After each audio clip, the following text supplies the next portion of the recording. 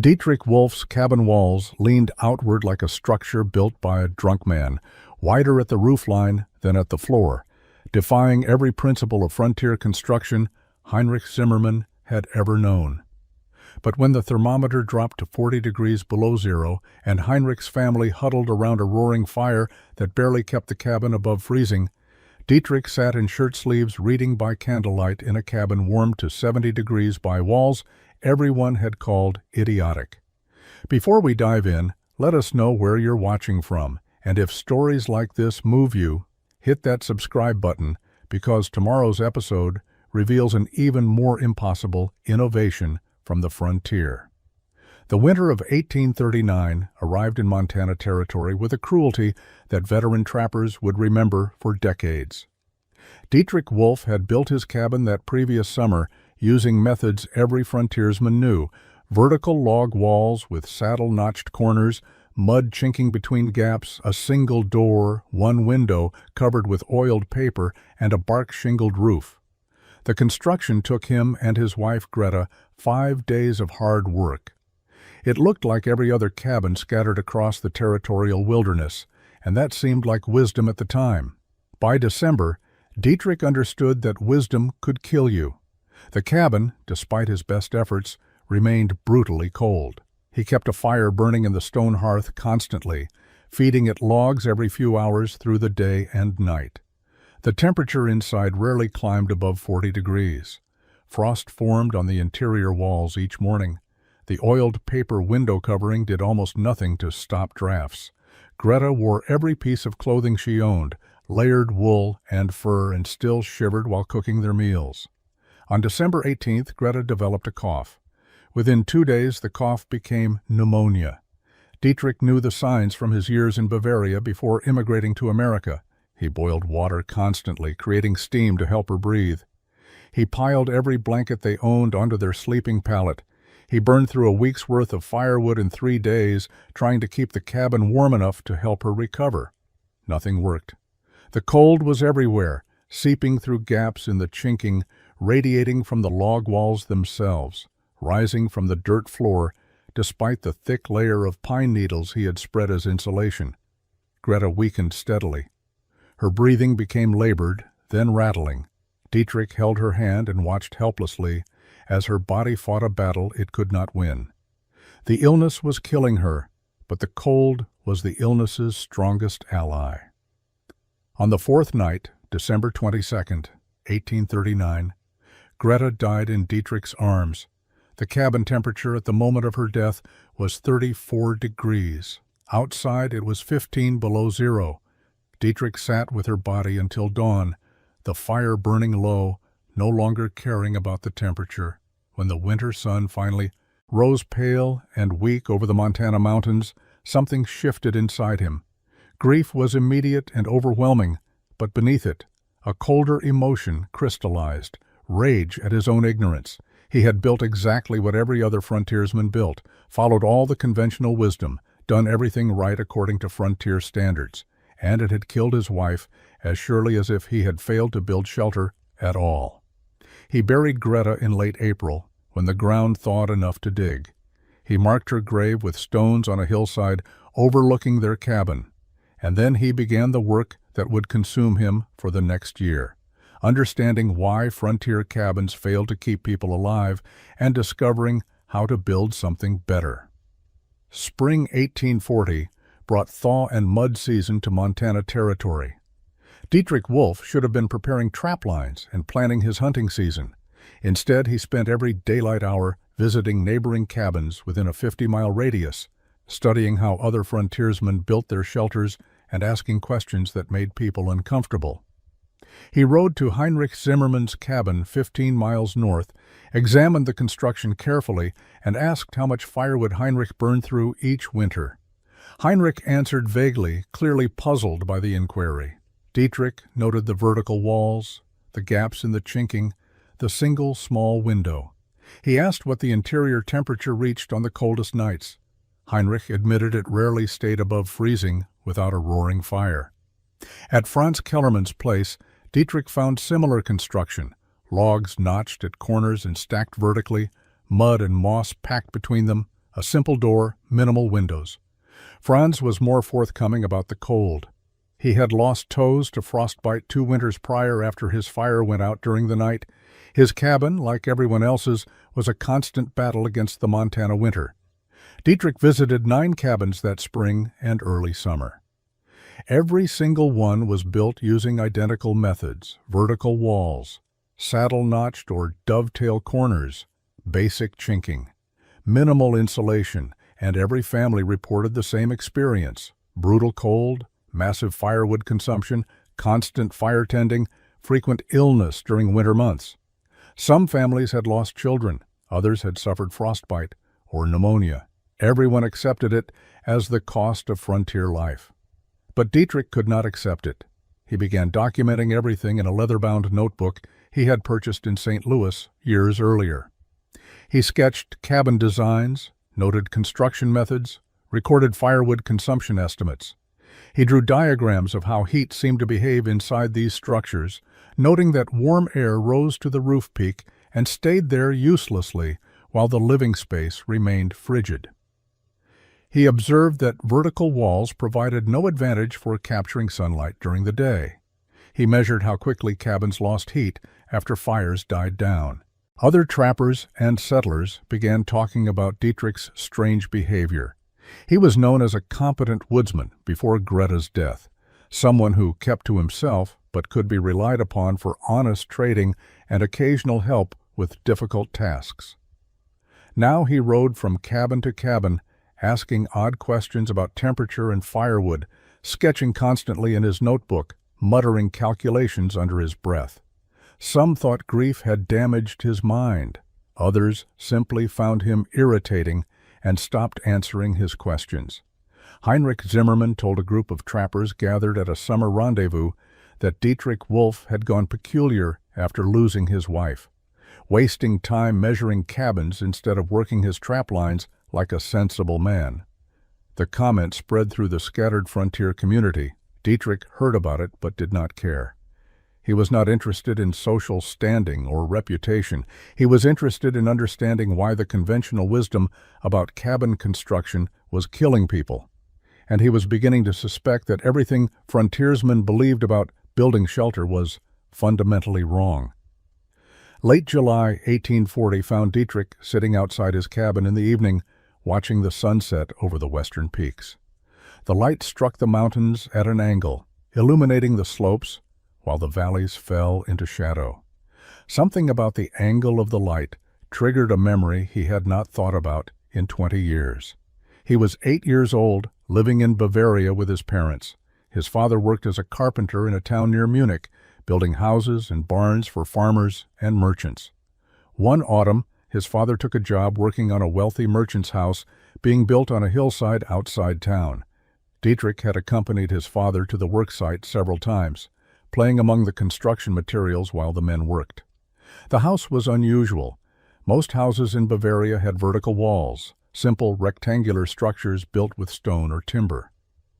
But this merchant's house was different. The south-facing wall, the one that would receive direct sunlight throughout the day, was built at an angle, not severely but noticeably. The wall leaned outward, creating a structure that was wider at the roofline than at the foundation. Dietrich remembered his father complaining about it. The angled wall required more complex carpentry, more precise measurements, more time and effort. His father called it a foolish waste of money, something rich men did to show off their wealth. But the architect, a man from Switzerland, had explained the purpose to the workers one afternoon. Dietrich remembered the explanation because the other carpenters had mocked it. But the architect had been patient and detailed. The angled south wall captured more sunlight during winter months when the sun traveled low across the southern sky. The sunlight struck the angled surface more directly than it would strike a vertical wall, warming the stone or timber. The warmth absorbed during the day radiated into the house during the night. Additionally, the architect explained, warm air inside the house would rise and circulate differently against an angled wall than a vertical one, creating better heat distribution throughout the rooms. Dietrich's father and the other carpenters had dismissed it as theoretical nonsense. Walls stood vertical because that was how walls were built.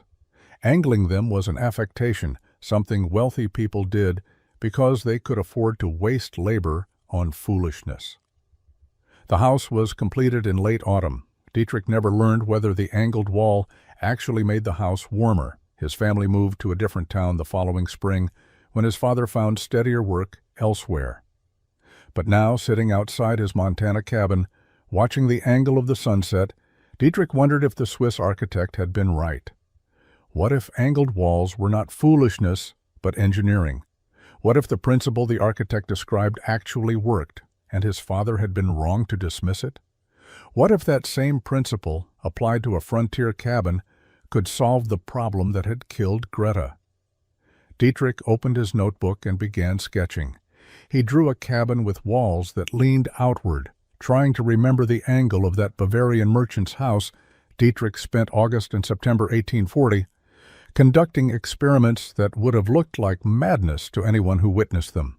He built small test structures in the clearing near his cabin, each one a miniature cabin approximately 3 feet tall and 2 feet wide, using split logs and careful joinery.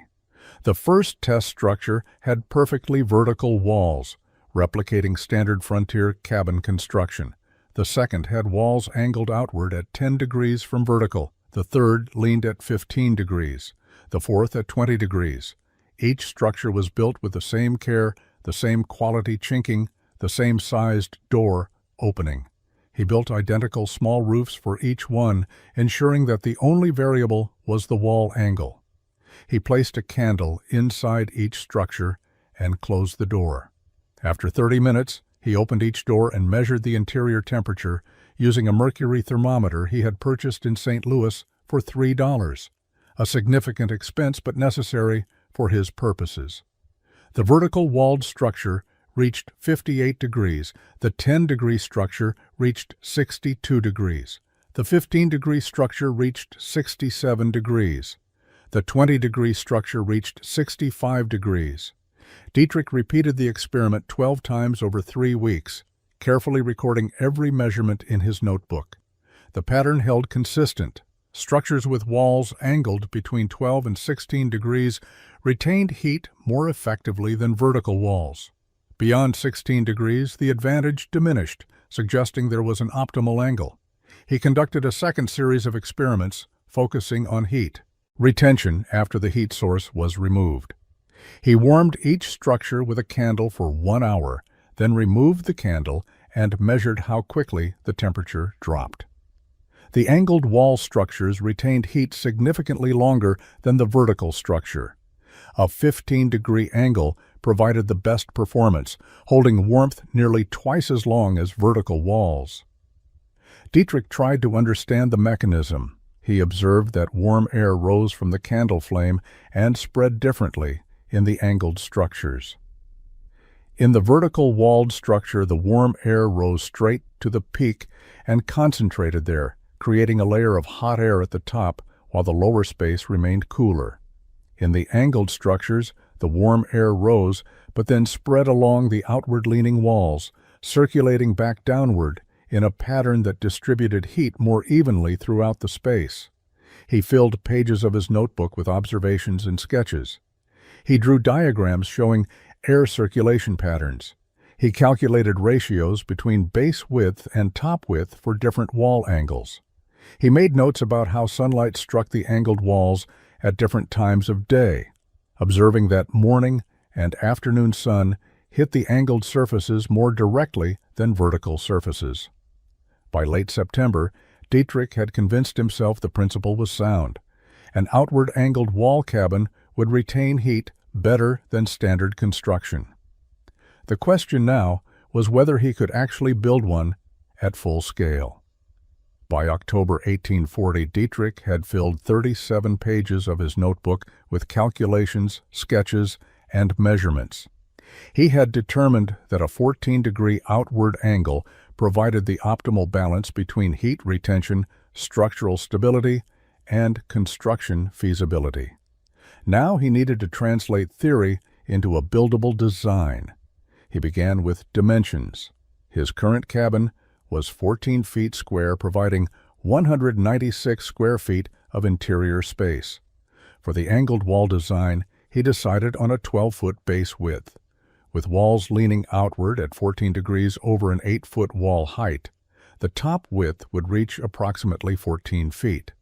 The floor space would be smaller than his current cabin, but the improved heat retention would compensate for the reduced area. The corner construction presented the greatest challenge. Standard saddle notch corners assumed vertical walls where each log sat directly atop the one below. Angled walls required each log to extend outward from the previous log while maintaining the 14-degree slope. Idiotic sketched dozens of corner joint variations, calculating how each log would need to be notched to maintain both structural integrity and the precise angle. He drew detailed plans for the foundation, determining that he would need corner posts set at 14 degrees from vertical to establish the wall angle from the beginning. He calculated how many logs he would need, accounting for the increasing length of each successive log as the walls widened toward the top. He designed the roof structure, figuring out how to mount a peaked roof on walls that were not vertical. The window and door openings required special attention. Each opening would need to be cut through angled walls, meaning the frames themselves would need to match the 14-degree slope. Idiotic sketched window designs with angled log sections and small protective roofs to prevent rain from penetrating the sloped openings. When he finished the complete design in mid-October, he had a blueprint that defied every convention of frontier construction. On paper, it looked bizarre, a cabin that was narrower at the bottom than the top, with walls that leaned outward as if the structure was falling apart. But his experiments had proven the principle worked at small scale. He believed it would work at full scale. Idiotic decided to show his plans to Heinrich Zimmermann. Heinrich was his nearest neighbor, only 8 miles away, and had helped Idiotic with cabin repairs in the past. Perhaps Heinrich would see the logic in the design and offer to assist with the construction.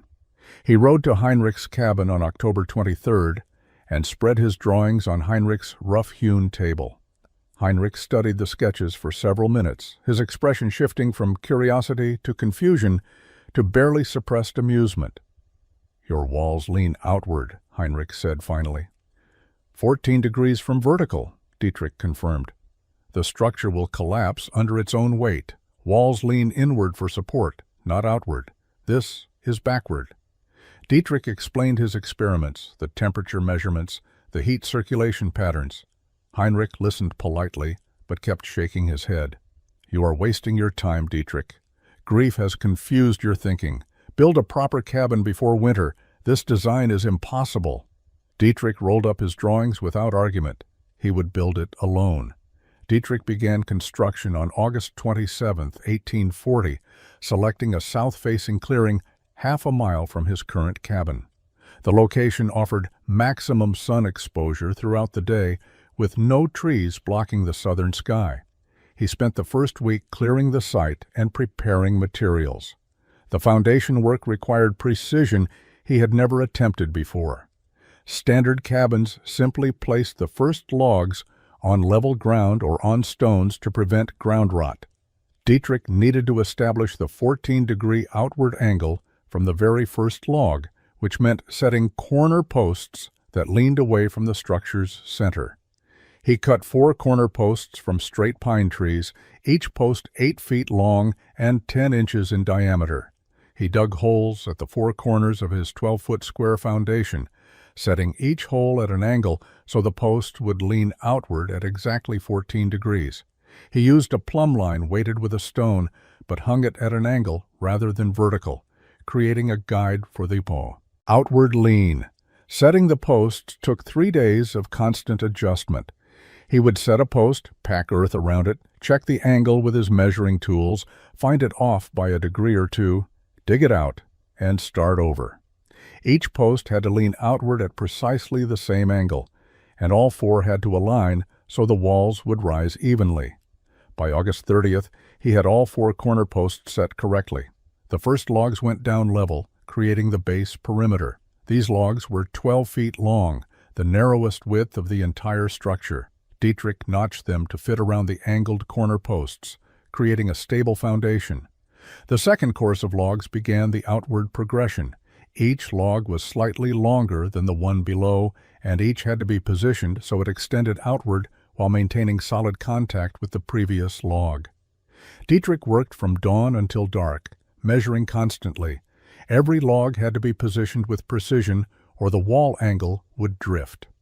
A single log placed wrong would throw off every subsequent log, creating a compounding error that would ruin the entire wall. By mid-September, the walls had reached 3 feet high. The outward lean was becoming visible, and neighbors, riding past on the nearby trail, began stopping to stare. A trapper named Otto stopped one afternoon and watched Idiotic work for 20 minutes before speaking. "Your cabin is leaning the wrong direction," Otto said. "It leans exactly as I designed it," Idiotic replied, not looking up from his measuring. "It will fall outward. First strong wind will push it over." Idiotic continued working. Otto watched a few more minutes, then rode away, shaking his head. Over the next 2 weeks, 4 more men stopped to offer similar warnings. Idiotic ignored them all, focused entirely on maintaining his 14-degree angle with absolute consistency. The corner joints became Idiotic's greatest engineering challenge and his greatest source of wasted materials. By late September, with the walls approaching 4 feet high, he had ruined 11 logs, attempting to perfect the compound angle notching required to connect walls that leaned outward. Standard saddle notch corners were simple. Cut a curved notch in the bottom of one log and lay it perpendicular across another log. The weight of the structure held everything together. The technique worked because vertical walls meant each log sat directly above the one below, with gravity pulling straight down through the notches. Angled walls changed everything. Each log extended outward from the previous log, meaning the corner notch had to accommodate both the perpendicular crossing and the outward displacement. The notch could not be a simple curved cut. It had to be angled in 2 directions simultaneously. One angle to account for the perpendicular crossing, another angle to account for the 14-degree outward lean. Idiotic's first attempt at the 4-foot level resulted in a corner joint that looked correct but failed under pressure. When he tested it by pressing outward on the log, it shifted. The notch was too shallow on one side. He removed the log and cut it deeper, but overcompensated. The second attempt created a notch so deep it weakened the log structurally. He studied the problem for 2 days, making small wooden models to understand the geometry. He realized he needed to think of each corner notch as having 3 dimensions of angle, not 2. The notch had to curve to fit around the perpendicular log. It had to slope to account for the outward lean, and it had to be deep enough to prevent shifting while remaining shallow enough to preserve log strength. Idiotic developed a technique using 3 different measuring tools simultaneously. He used his angled plumb line to mark the outward lean. He used a homemade compass to mark the curve for the perpendicular log. He used a straight edge to mark the depth. Then he cut the notch in stages, testing the fit after each cut, adjusting based on how the logs seated together. The process was painstakingly slow. Each corner joint took half a day to cut and fit properly. He ruined logs 7, 8, 9, and 10 by cutting too aggressively. He learned to cut conservatively and test frequently.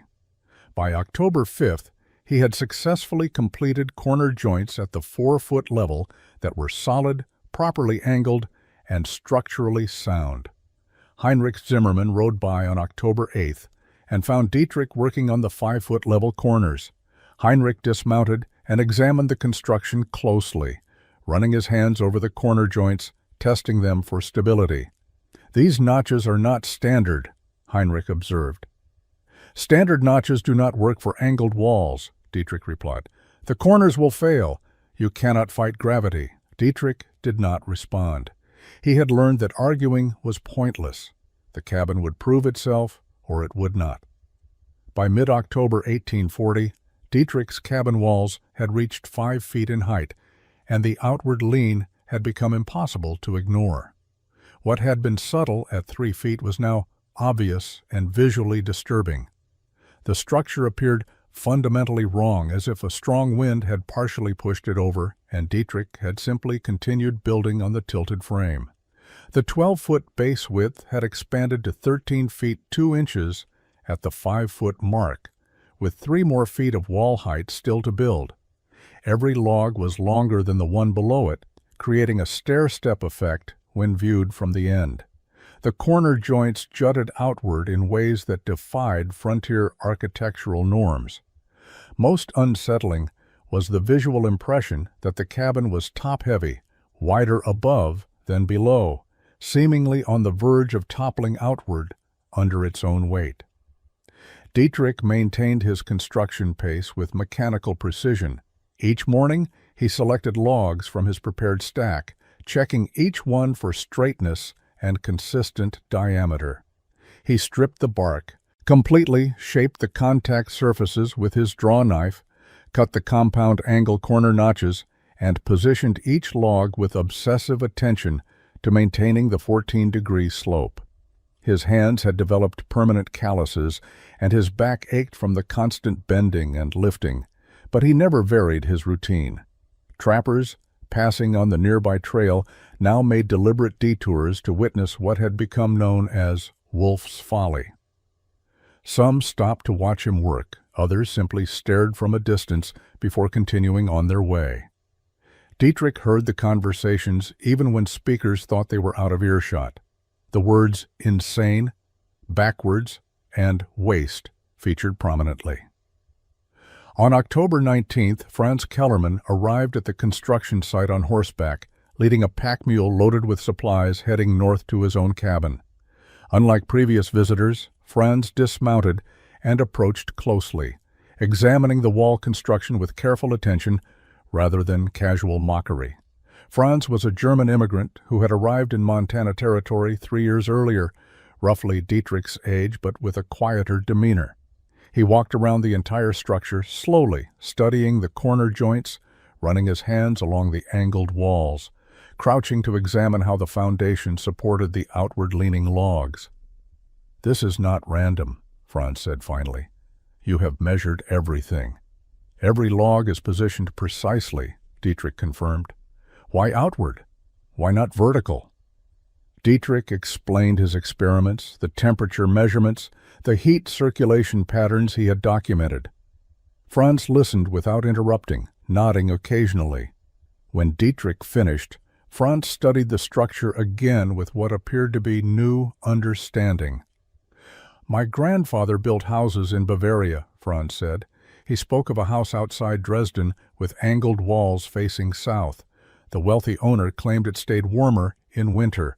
My grandfather thought it was foolish pride, but perhaps it was not foolish.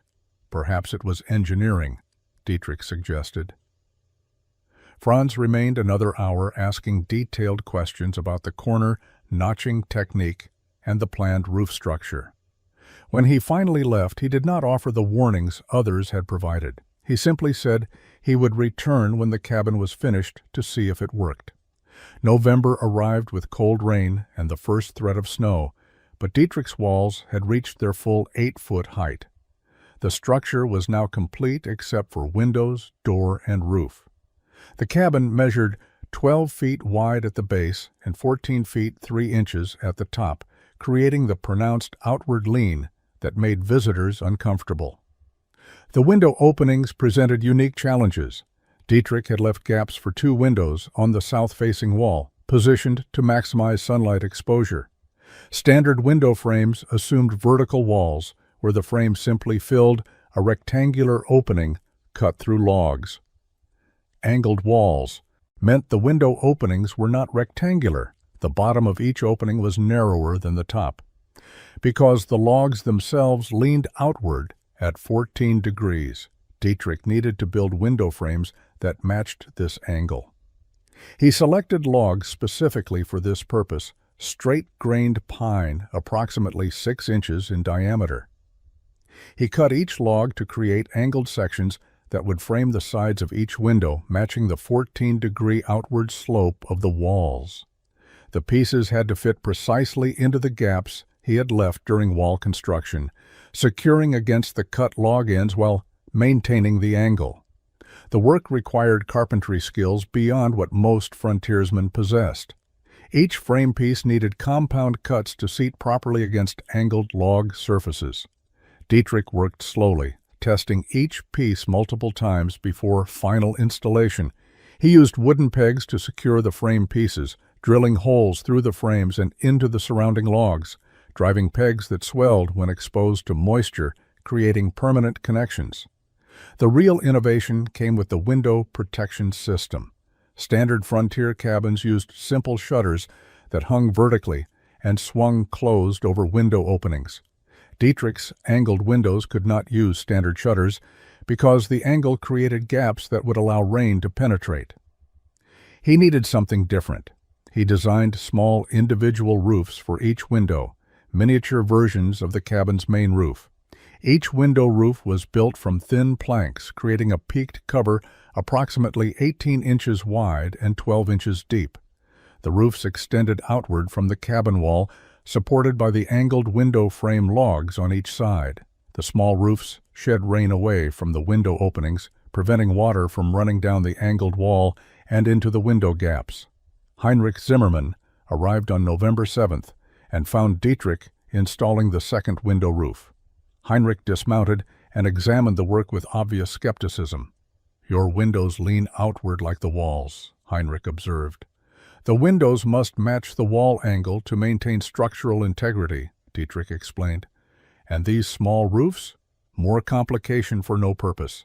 They prevent rain from entering angled openings. Vertical windows do not require this, but angled windows do." Heinrich shook his head slowly. "You have built the most complicated cabin in Montana territory. When it collapses this winter, you will have wasted 4 months of work." Idiotic continued fitting the window roof, saying nothing. He had no interest in defending his design with words. Winter would provide all the defense necessary. The roof presented Idiotic with his final major engineering challenge. Standard cabin roofs were straightforward. Place ridge poles across the top of vertical walls. Lay smaller poles perpendicular to create a peaked structure. Cover with bark or planks. Done. The roof's weight pressed straight down on vertical walls, with gravity holding everything in place. Idiotic's walls were not vertical.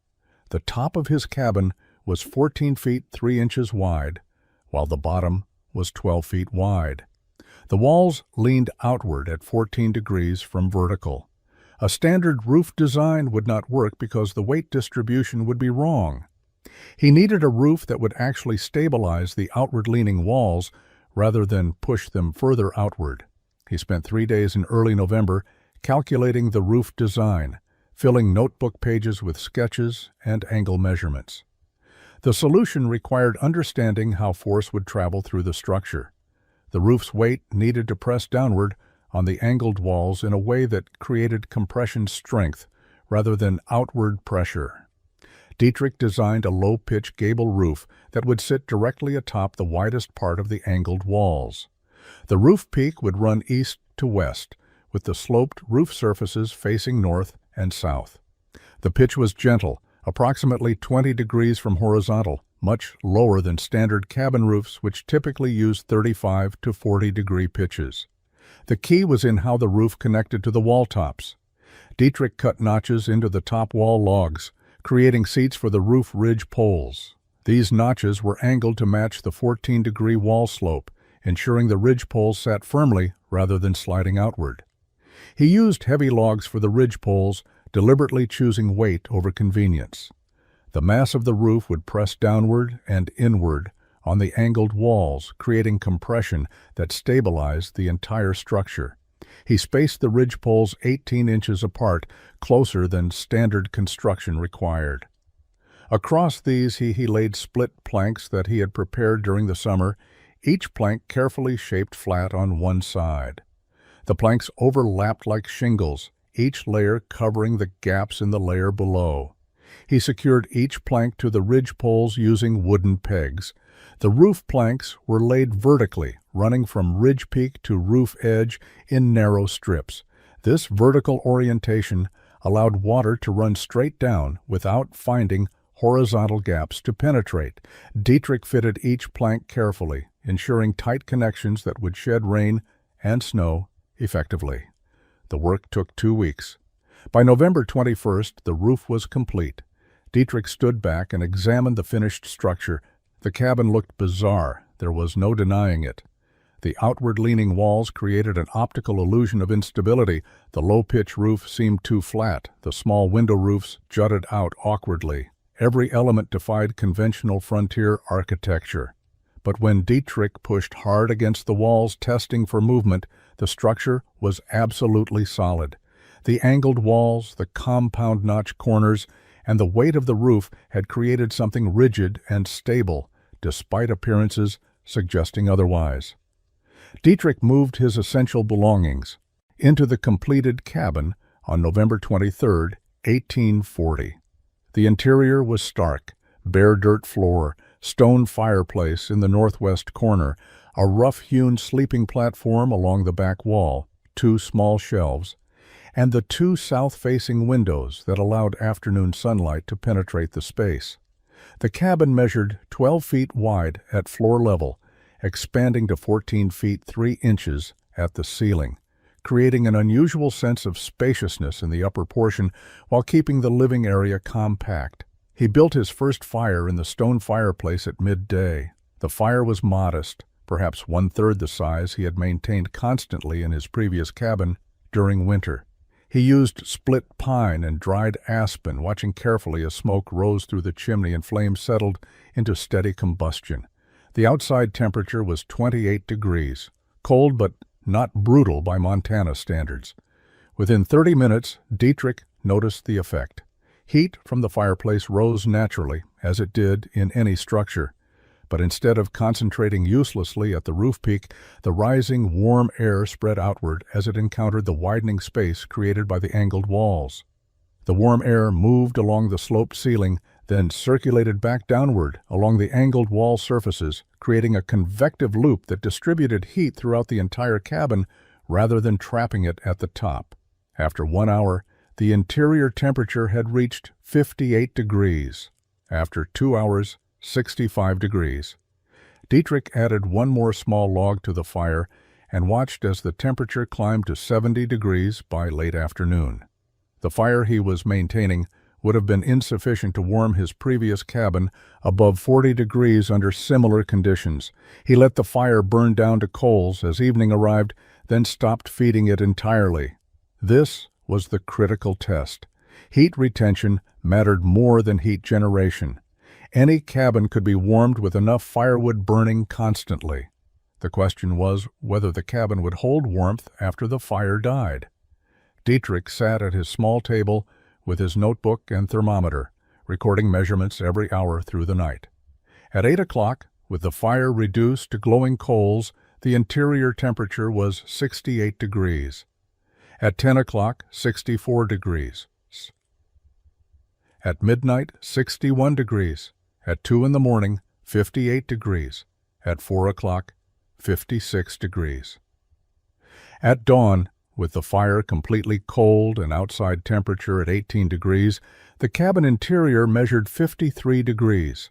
The cabin had lost only 17 degrees over 10 hours with no active heat source. Dietrich's previous cabin would have dropped 40 degrees or more under identical conditions, reaching well below freezing by morning. The difference was exactly what his small-scale experiments had predicted. The angled walls created circulation that distributed heat evenly, and the increased log surface area exposed to the interior provided thermal mass that absorbed heat during the day and radiated it slowly throughout the night. Dietrich rebuilt the fire and watched the temperature climb rapidly back to 65 degrees within 40 minutes. The cabin was not just warmer than standard construction. It was fundamentally different in how it managed thermal energy. His calculations had been correct. His construction had been sound. The principle worked at full scale. Greta had died in a cabin that fought against physics. This cabin worked with physics. Word of Dietrich's completed cabin spread through the scattered Montana Territory trapping and trading community during December 1840. The frontier communication network was informal but efficient. Trappers traveled between camps, traders moved along established routes, and unusual events became stories worth repeating. A cabin built with walls leaning outward qualified as extremely unusual. The names came quickly. Wolf's Folly was most common, used by men who considered the design proof of Dietrich's questionable judgment. The Leaning Lodge emphasized the structure's bizarre appearance. Toppling House suggested imminent collapse. Some simply called it the backwards cabin or the upside-down cabin, descriptions that captured how thoroughly it violated conventional building logic. Heinrich Zimmermann was the most vocal critic. He told anyone who would listen that the structure was dangerous, that the outward-leaning walls would collapse under snow load, that Dietrich had wasted an entire construction season building something that would not survive its first winter. Heinrich's criticism carried weight because he was an established trapper with 12 years in the territory, known for sound judgment and practical skills. Trappers began making deliberate detours to see the cabin for themselves. Some arrived skeptical and left mocking. Others found the design unsettling in ways they could not articulate, an instinctive rejection of a structure that looked wrong even if they could not explain why. A few examined it more carefully, asking questions about the construction technique, but even these men expressed doubt about its functionality. Oscar Brandt, a Norwegian immigrant who trapped 30 miles north of Dietrich's location, visited in mid-December and spent 2 hours studying the cabin from all angles. He was particularly interested in the corner notching technique and the window construction. When he asked why Dietrich had built this way, Dietrich explained the heat circulation principle and showed him his notebooks filled with temperature measurements. Oscar listened carefully, but remained non-committal. In Norway, some old houses have thick walls that lean inward for stability. I have never seen walls lean outward. It seems unwise, but I cannot say for certain. Winter will prove the design true or false. Franz Kellerman returned in late December, bringing salt and coffee to trade for furs. He accepted Dietrich's invitation to enter the cabin and immediately noticed the warmth. The interior was comfortable, despite a fire barely large enough to cook a meal. Franz removed his heavy coat within minutes, something he never did in his own cabin during winter unless standing directly beside a roaring fire. "The warmth is real," Franz said quietly. "This is not imagination." "The walls create circulation," Dietrich explained, showing Franz how heat moved through the space. Warm air rises, spreads along the angled ceiling, flows back down the walls. The heat does not escape. It circulates. Franz studied the interior carefully, touching the walls, observing the fireplace, examining the window construction. When he left an hour later, he did not mock the design. He simply said he would tell others what he had experienced. But Franz's testimony did little to counter the prevailing opinion. Most frontiersmen had already decided Dietrich's cabin was foolish. January 1841 arrived with weather that veteran trappers recognized as dangerous. The temperature dropped steadily through the first week of the month, reaching 15 below zero on January 7th, 20 below on January 9th, and 25 below on January 11th. Snow fell heavily, accumulating 4 feet deep in valleys and 6 feet in drifted areas. The cold was the dry, penetrating type that found every gap in a cabin's construction and exploited it mercilessly. Frontier families battled to survive. Firewood consumption skyrocketed as everyone struggled to keep interior temperatures above freezing. Men spent hours each day cutting and splitting wood, burning through supplies they had expected to last until March. Women and children huddled near hearths, wearing every piece of clothing they owned, still shivering, despite fires large enough to consume entire logs. Heinrich Zimmermann's cabin, 8 miles from Dietrich's location, became a desperate scene. Heinrich maintained a fire that roared constantly, filling the fireplace with burning wood, yet the interior temperature rarely climbed above 35 degrees. His wife, Margit, wrapped their 3 children in blankets and furs near the hearth. Frost formed on the interior walls every morning, despite the fire burning all night. The family went through a week's worth of firewood in 3 days. By January 14th, with temperatures holding steady at 30 below zero, Heinrich faced a crisis. His firewood supply was less than half what it should have been for mid-January. At current consumption rates, he would run out by early February, leaving his family with no heat for the remaining 6 to 8 weeks of winter. He began rationing wood, letting the fire burn lower, accepting that the cabin would be colder in order to stretch supplies. The results were immediate and frightening. Interior temperatures dropped to 25 degrees at night. His youngest daughter developed a severe cough. His wife's fingers showed signs of frostbite despite wearing gloves indoors. Heinrich tried burning slower-burning hardwood to extend heat duration, but hardwood was difficult to split in extreme cold, and the supply was limited. Oscar Brandt faced similar conditions 30 miles north. His cabin was better built than most, with careful chinking and a good fireplace, but he still burned massive amounts of wood to maintain barely tolerable interior temperatures. On January 16th, with outside temperature at 35 below, Oscar's interior thermometer read 28 degrees. Despite a fire, he would have considered dangerously large in normal winter conditions.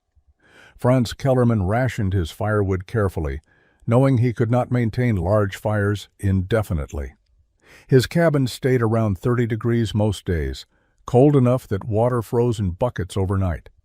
He wore his winter coat constantly indoors, removing it only when working directly beside the fire. Dietrich's cabin presented a stark contrast. He maintained a modest fire, burning perhaps 1/4 the wood his neighbors consumed. The interior temperature held steady between 65 and 70 degrees throughout the day. At night, letting the fire die to coals, the temperature dropped to 58 degrees by morning. He wore a light shirt indoors comfortably. His water bucket never froze. He slept under a single blanket rather than the multiple layers his neighbors required. January 20th brought the temperature to 40 degrees below zero, the coldest reading anyone in the region could remember. The cold was absolute, the kind that killed exposed flesh in minutes and turned poorly maintained cabins into death traps. Heinrich Zimmermann faced a decision he had never imagined making: abandon his pride or risk his family's lives. His firewood was nearly gone. 3 days of fuel remained, perhaps 4, if he rationed severely. His youngest daughter's cough had worsened into what sounded like pneumonia. His wife could not stop shivering despite sitting within 2 feet of the fire. The cabin interior had dropped to 18 degrees overnight, and Heinrich had burned the last of his easily accessible wood just to bring it back to 30 degrees by morning. He needed help, and there was only one place within reach that offered what his family required: warmth without massive wood consumption. Dietrich's cabin was 8 miles away through deep snow in 40 below cold. The journey was dangerous, but staying was more dangerous. Heinrich loaded his wife and 3 children onto a sledge pulled by his 2 draft horses at dawn on January 21st. The family was wrapped in every fur and blanket they owned.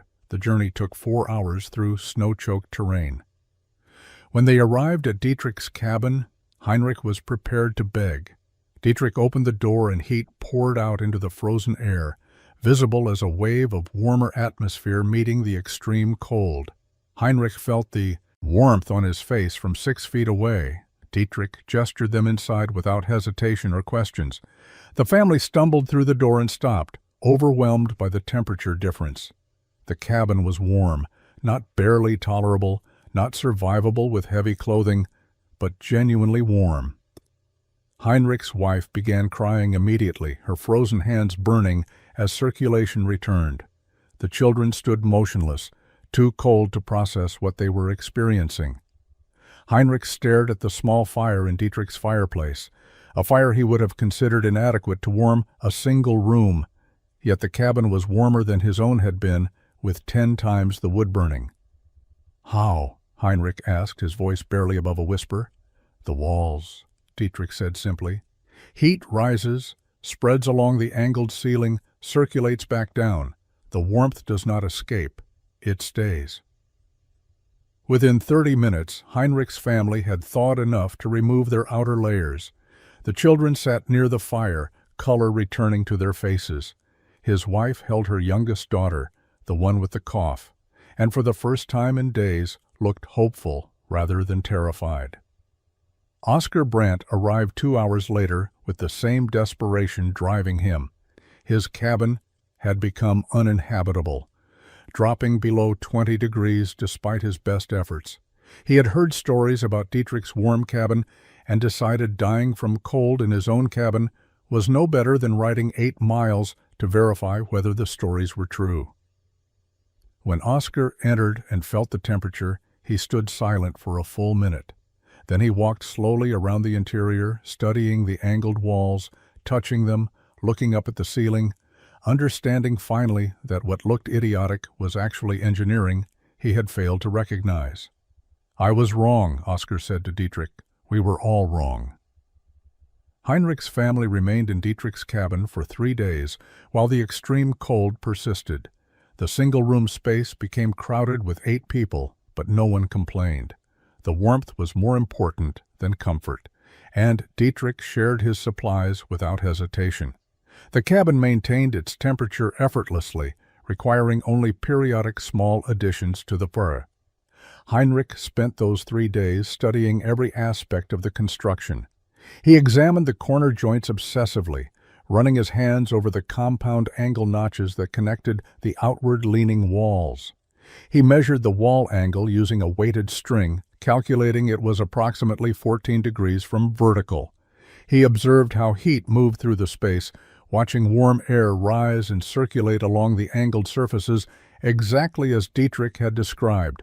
On the second night, with the fire reduced to coals and everyone sleeping, Heinrich woke at midnight and checked his pocket thermometer. The interior temperature was 62 degrees. Outside, it was still 38 below zero. The difference was 100 degrees. That single measurement destroyed every assumption Heinrich had held about cabin construction. "Teach me how to build this," Heinrich said to Dietrich on the 3rd morning. "I need to understand the corner notching. I need to know how you calculated the angle. My family cannot survive in a standard cabin. I see that now." Dietrich spent the afternoon explaining his design process, showing Heinrich his notebooks filled with calculations and temperature measurements. He described the experiments with small test structures, the optimal angle discovery, the heat circulation principle. Heinrich listened with the intensity of someone whose life depended on understanding, because it did. Franz Kellerman arrived on the 4th day as the temperature finally climbed back to 20 below, merely brutal instead of lethal. He had ridden from his cabin specifically to see whether the stories about Dietrich's warmth were exaggerated. When he entered, he removed his heavy coat within minutes, something he never did during winter travel. "This is not possible with vertical walls," Franz said, more statement than question. "Vertical walls trap heat at the ceiling or lose it through gaps," Dietrich confirmed. "Angled walls create circulation. The heat stays low where people live." Franz walked the perimeter slowly, examining the construction details. He was a capable carpenter, and he recognized the complexity of what Dietrich had built. The corner joints alone represented carpentry skill beyond what most frontiersmen possessed. The window frames, the roof connection, the precise angle maintenance. All of it required knowledge and patience that frontier construction typically ignored. "How long to build?" Franz asked. 4 months for me, working alone," Dietrich answered. 2 men who understand the technique could complete it in 6 weeks. "Will you help me build one this spring?" "Yes." Oscar Brandt had been listening quietly.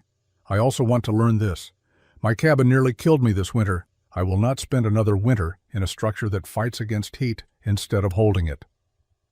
Over the next week, as the extreme cold moderated to merely severe cold, other trappers heard about what had happened at Dietrich's cabin. Most remained skeptical, assuming the stories were exaggerated, but those who had actually experienced the warmth became converts. The mockery stopped, replaced by cautious questions from men who were beginning to wonder if they had misjudged what they had called idiotic. Spring 1841 arrived late, with snow lingering into early May. But when construction season finally opened, Franz Kellerman began building the second angled wall cabin in Montana Territory, with Dietrich serving as advisor and occasional assistant. The location was 22 miles southeast of Dietrich's cabin, on a south-facing slope Franz had claimed the previous year. Franz had spent the winter studying Dietrich's notebook, copying the critical measurements and angle calculations. He understood the principle. Walls angled outward at 14 degrees from vertical, base width 12 feet, top width expanding to 14 feet 3 inches over 8-foot wall height. But understanding the principle and executing the construction were different challenges entirely. The corner notching defeated Franz repeatedly during the first 2 weeks. He ruined 6 logs attempting to cut compound angle notches that would hold the walls at the correct slope. Dietrich visited twice during this period, demonstrating the technique patiently.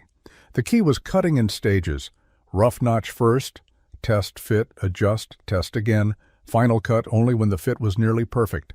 By mid-June, Franz's walls had reached 4 feet, and the construction began moving faster.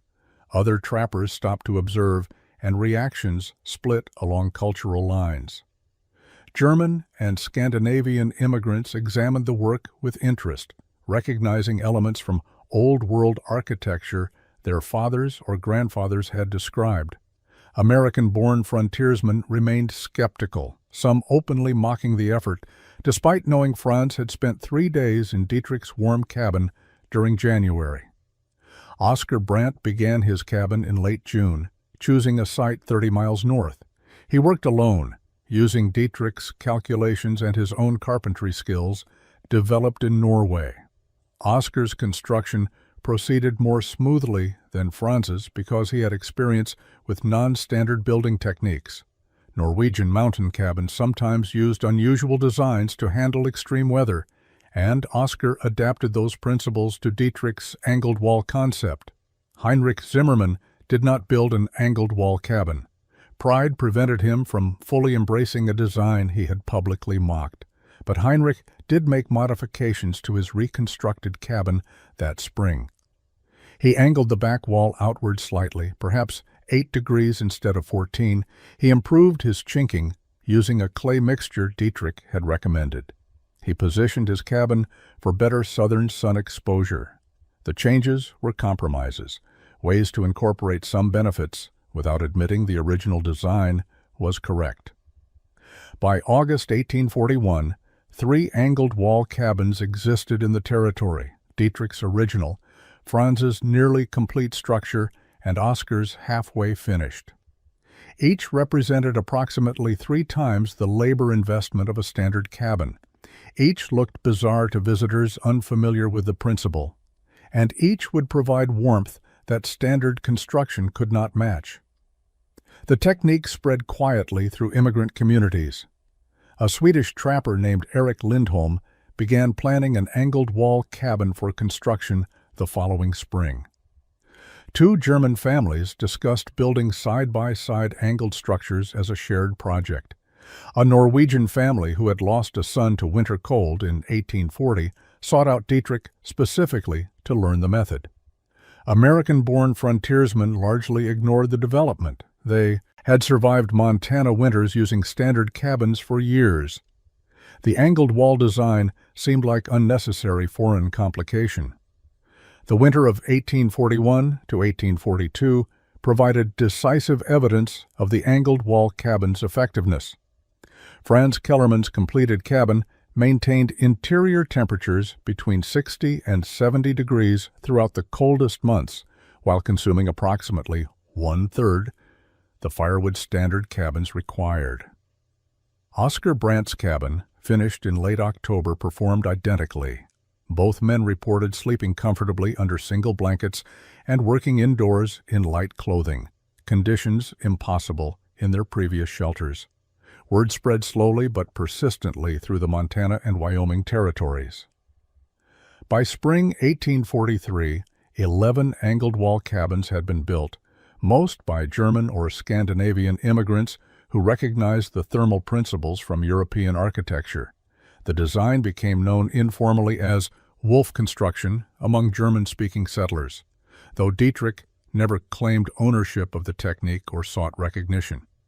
Variations emerged as builders adapted the concept to different circumstances and skill levels. Some used 12-degree angles instead of 14, sacrificing slight thermal efficiency for easier construction. Others pushed to 16 degrees, maximizing heat circulation at the cost of increased building complexity. A Norwegian family built a larger version with a 15-foot base expanding to 17 feet at the roof line, proving the principle scaled to bigger structures. The most significant variation came from a German carpenter named Bernhard Fuchs, who combined angled walls with improved insulation techniques. Bernhard filled the spaces between interior and exterior wall logs with dried moss and clay mixture, creating a double-wall system with the angled geometry. His cabin maintained 70-degree temperatures with fires so small they barely qualified as heat sources, pushing the efficiency beyond even Dietrich's original design. Not all attempts succeeded. A trapper named William Hayes built an angled wall cabin in 1844 using a 25-degree slope, believing more angle would provide more warmth. The excessive angle created structural instability, and the cabin partially collapsed under heavy snow load that winter. The failure reinforced the importance of Dietrich's careful calculations. The optimal angle balanced thermal performance against structural requirements. By 1845, the angled wall design had spread beyond Montana territory into Wyoming and Idaho regions. Frontier trading posts occasionally stocked detailed construction plans drawn by Franz Kellerman, who had refined Dietrich's original sketches into clearer instructions. The plans sold for $2, expensive for frontier goods, but valuable to families who understood that warmth equated to survival. The impact became measurable in reduced winter mortality. Families living in angled wall cabins reported fewer cases of pneumonia, less frostbite, fewer deaths from exposure. The difference was not dramatic in single cases, but significant across populations. Medical records from Fort Benton, incomplete and informal as they were, showed approximately 30% fewer cold-related deaths among settlers known to occupy angled wall structures compared to standard cabin residents. The technique also changed firewood economics. Families using wolf construction reduced winter fuel consumption by 60 to 70%, freeing time for other survival activities. Men who previously spent half their winter cutting and hauling firewood could focus on hunting, trapline maintenance, or craft production. The efficiency advantage provided economic benefits beyond simple warmth. By 1850, frontier builders recognized angled wall construction as legitimate engineering rather than foreign eccentricity, though adoption remained incomplete. Dietrich Wolf never remarried after Greta's death. He lived alone in his angled wall cabin for 32 years, trapping and hunting through the 1840s and 50s, gradually transitioning to occasional guiding work as the fur trade collapsed and settlers began arriving in larger numbers. He was known as quiet, competent, and willing to share knowledge about wilderness survival without expecting payment or recognition. He died on March 14, 1872, at age 64, from pneumonia contracted during an early spring cold snap. Franz Kellerman found him 2 days later during a routine visit to check on his elderly neighbor. Dietrich was buried beside Greta on the hillside overlooking his cabin, the structure that had grown from his grief and obsession still standing solid below. The cabin remained occupied. A homesteading family from Wisconsin moved into it that summer, amazed to find a structure that stayed warm, with minimal heating, and showed no signs of structural deterioration despite 32 years of Montana weather. The family lived there through 1878, then sold the property to a ranching operation that used the cabin as a line shack for another 2 decades. Dietrich's notebooks, containing his temperature measurements, construction calculations, and experimental observations, were lost. The homesteading family discarded them as incomprehensible scribbling when cleaning the cabin, not recognizing the scientific documentation they represented. The detailed record of how one grieving man had systematically solved a frontier survival problem disappeared into a burn pile, the papers consumed by fire, while the knowledge they contained lived on in dozens of cabins built according to principles Dietrich had discovered through methodical experimentation. By the 1880s, architectural journals in eastern cities began publishing articles about passive solar design and thermal mass principles.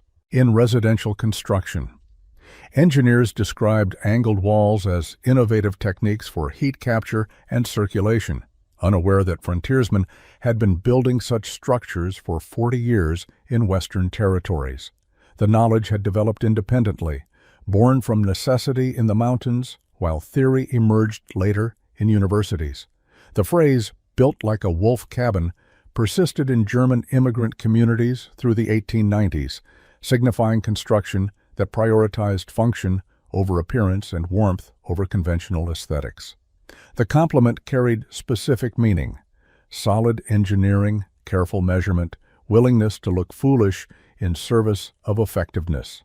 Dietrich's original cabin stood until 1912, when a wildfire swept through the region and consumed it, along with thousands of acres of timber. By then, it had sheltered 7 different families across 72 years, providing reliable warmth through hundreds of Montana winters. The angled walls that had once been called idiotic had proven more durable than the men who mocked them. The innovation Dietrich created solved a problem that killed people: inadequate shelter in extreme cold. His solution required no new materials, no complex technology, just existing logs used with geometric precision that conventional wisdom rejected. And that solution, shared freely with anyone willing to learn, saved lives for generations beyond his own.